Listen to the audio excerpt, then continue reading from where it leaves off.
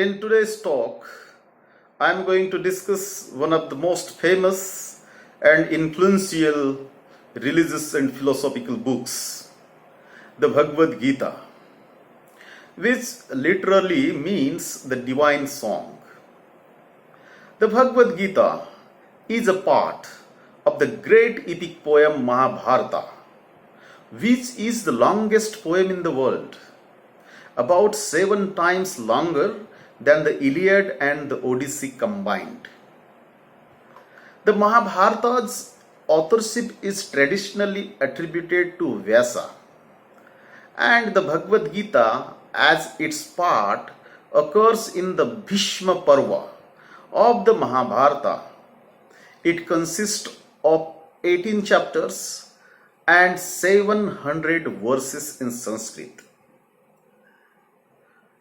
The Bhagavad Gita is actually a conversation between Krishna and Arjuna that takes place on the battlefield of the epic war fought between the sons of two brothers, Dhritarashtra and Pandu, for the right over the kingdom. The sons of Pandu are called the Pandavas and those of Dhritarashtra the Kauravas.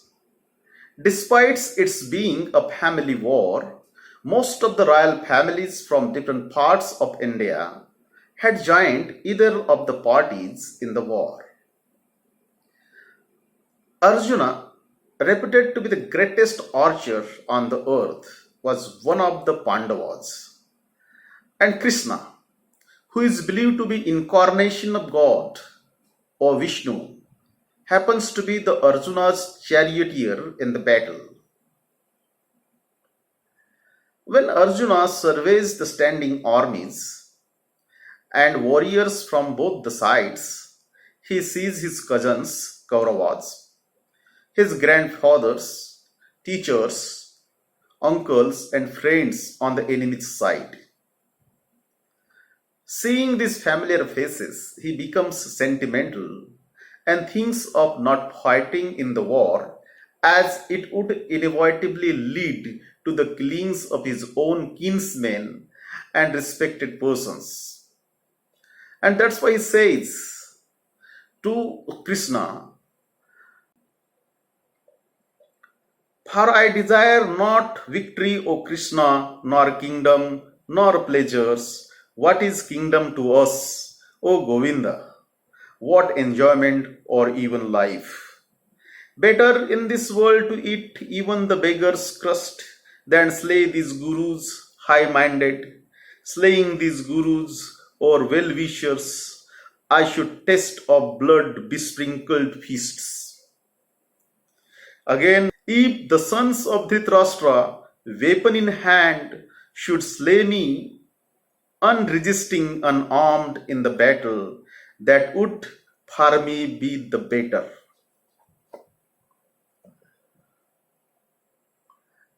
In this way, he is crestfallen and he turns to Krishna for guidance. And whatever transpires between Arjuna and Krishna is the whole content of the Gita. Now, depending upon how we approach it, the Bhagavad Gita gives away two diametrically opposite layers of significance. The first, the Bhagavad Gita, as a small part of the great epic Mahabharata, advocates doing one's assigned duty with utter disregard for humanitarian considerations or human life-centered thinking. This is one aspect.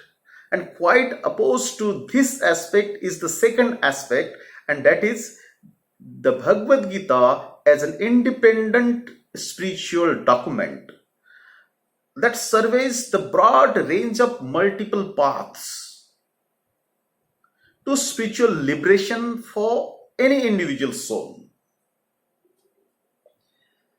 If we read the Gita in the larger context of the Mahabharata war, then it becomes just a book of Krishna's discourses, whose only purpose is to persuade Arjuna by hook or crook to participate in the war, and he succeeds in persuading Arjuna in the end.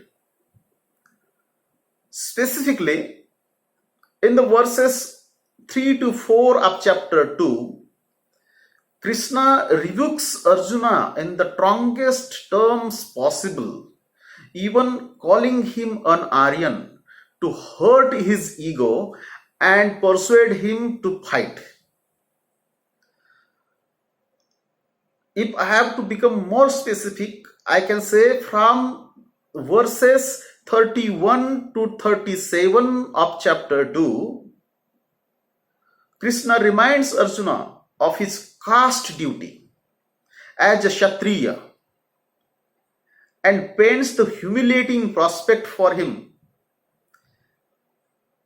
of how his image as a great warrior would be tarnished if he runs away from the battle. In these verses, it seems that Krishna is only concerned with cunningly instigating Arjuna to fight in the battle without sympathizing with his humanitarian concerns. And this position of Krishna has been summarized by T.S. Eliot in his poem, The Dry Salvages. And I would read the lines from that poem, which summarize this whole philosophy of action without consideration of the consequences of that action. And do not think of the fruit of action, fare forward. And do not think of the fruit of action, fare forward, not farewell, but fare forward, voyagers. This is the philosophy, or action-oriented philosophy, to be more precise. When we see the devastating effects of the war, the tragic desolation of the land, the wailing mothers and wives of the deceased soldiers, among the innumerable funeral pyres, any compassionate human being cannot help thinking that Arjuna's stand was morally right from the very beginning. He seems more humane than Krishna. The best of able-bodied manpower of the nation was decimated in the war. It is believed that about 3.94 million people were killed, with only 12 warriors, including the Pandavas, surviving the war. It was indeed the Pyrrhic victory for the Pandavas, not worth even the kingship of the three worlds, as Arjuna had said earlier. However, if we keep on reading the Gita from the verse 39 of chapter 2 onwards, we find it distancing itself from the context of the Mahabharata war, changing its tone and assuming an independent spiritual status of its own, as a spiritual treatise par excellence. It discusses the broad range of multiple paths to spiritual liberation for any human being. As regards this aspect, I would like to talk in detail on each chapter of the Gita sometime in the future. In this talk, I will only deal with the outlines of the general framework of the spiritual paths explained by Krishna in the Gita. Of the various ways to reach the ultimate or attain spiritual self-knowledge or liberation, the Gita illustrates mainly four kinds of yoga that correspond to four orientations of different individuals. For the intellectual person, there is yoga of knowledge or Gyan Yoga. For the action-oriented person, there is yoga of action or Karma Yoga. For the heart-oriented, there is yoga of devotion or Bhakti Yoga. And for those who like to meditate, there is yoga of meditation or Dhyan Yoga. For me personally, chapter 2, especially from verse 39 onwards, is the most important chapter in that it summarizes the whole Bhagavad Gita in a nutshell. If anyone wants to get the gist of the Gita, I would recommend that he or she should read chapter 2 of the Gita. It deals mainly with Sankhya or Gyan Yoga while touching upon Karma Yoga in passing. It also delineates the psychological characteristics of the spiritually liberated person, especially from verses 55 to 70. Verses 48 and 50 define yoga as equanimity and skill in action.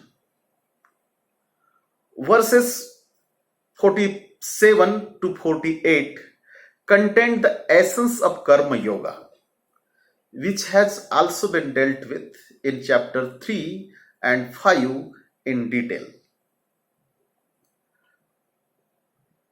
I would like to read a few verses concerning Karma Yoga as translated by Dr. Annie Besant. Thy business is with the action only, never with its fruits. So let not the fruit of action be thy motive, nor be thou to an inaction attached. This is verse 47. Again, perform action, O Dhananjaya, dwelling in union with the divine, renouncing attachment and balanced evenly. In success and failure, equilibrium is called yoga. This is verse 18 of chapter 2.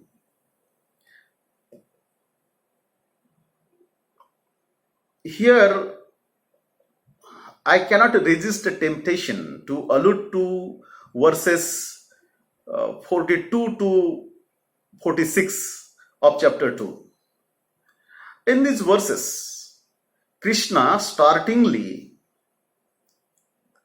declares Vedas to be useless for attaining self-knowledge or spiritual liberation. Even though he does not outrightly dismiss the authority of the Vedas. You should read those verses for yourself. Then chapter 6 explains the yoga of meditation or Dhyan Yoga as it is called in Indian languages. Chapter 7 to 12 deal with yoga of devotion or Bhakti Yoga. Many people credulously believe that Bhakti Yoga is the easiest and fastest yoga to realize spirituality. But it is not so. Though Krishna compassionately approves of all kinds of worship, in verses 23 to 24 of chapter 9 unmistakably declare that those devotees who worship other deities do not know God in essence and so ultimately fall down. I will read out those verses for you.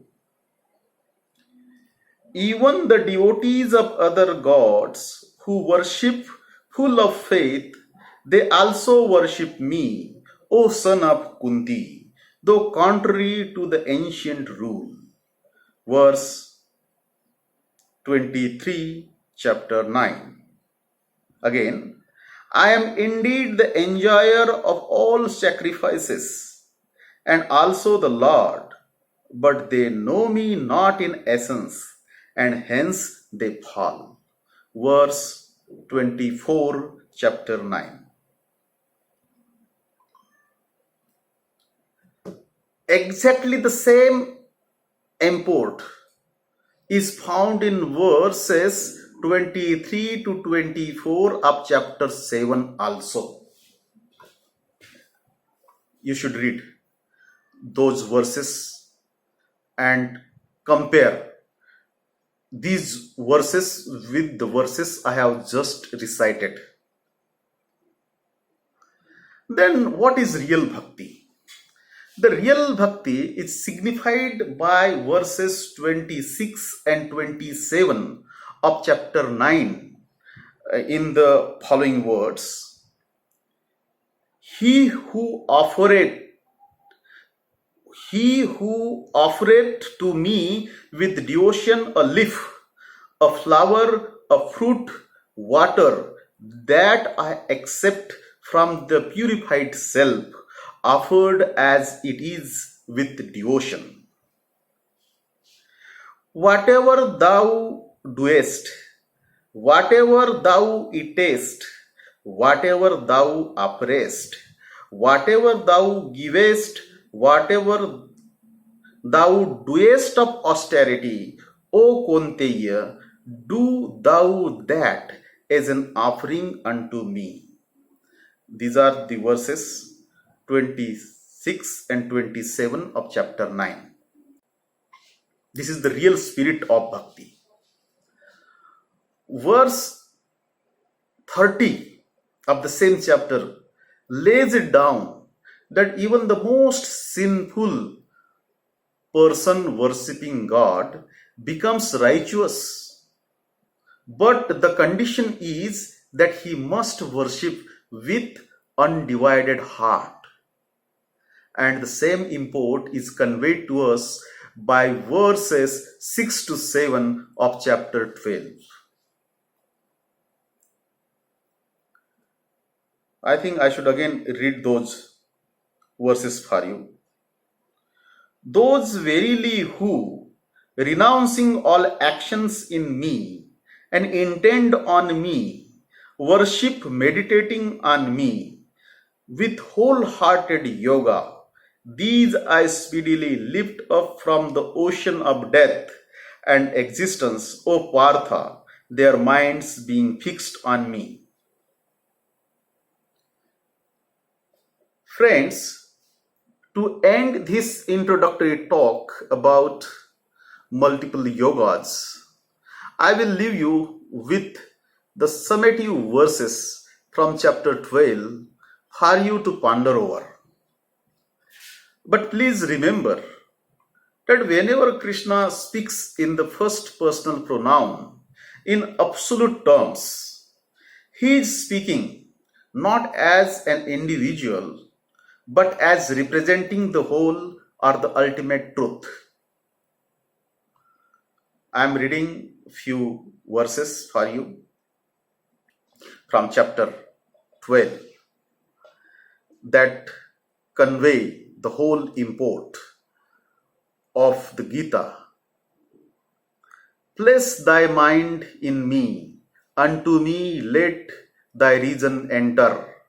Then without doubt thou shalt abide in me thereafter.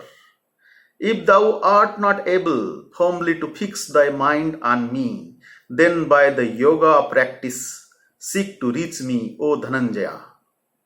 If thou art not equal to constant practice, be intent on my service, performing action for my sake, thou shalt attain perfection. If you want to do this, thou hast not strength, then taking refuge in union with me, renounce all fruit of action with the self-controlled. Thank you.